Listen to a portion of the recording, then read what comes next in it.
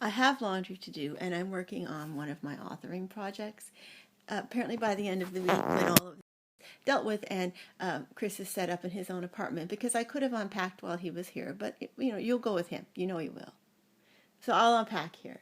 Then I can get back to doing my illustrations with my plasticine and take up my stories that I wrote last year when I was watching the hockey, and using the locations that they were in as the impetus for my story, which is really just my own life. Nothing that much to do with them.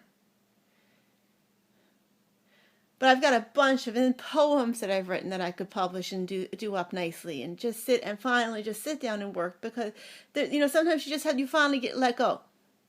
Or you could stay and I could be allowed to do that too, because really I was working until working or off with work-related agitations, which is not a medical thing. I can go to them and they can give me cream, but they'll say, well, you could go back to work. They're not working there. They don't know how much that hurts.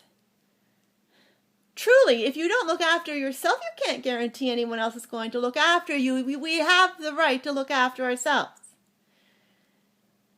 But as to them overdubbing, there is also the part of, I watch television sometimes, and or tape something, or have a tape of something, and I don't know if it's the words of God or the words of Bog, but sometimes other words come out of people's mouths, or something about me, and it is loud and you can hear it.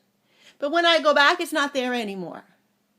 So if I had to spend every day listening to a tape to make sure that there wasn't something that somebody did to implicate me, which is themselves, because I am using code words, because obviously it's nobody who's here. It's something that appears as a likeness of somebody. Or they would all have been arrested years ago. Because this has been going on here since the beginning, and I have always complained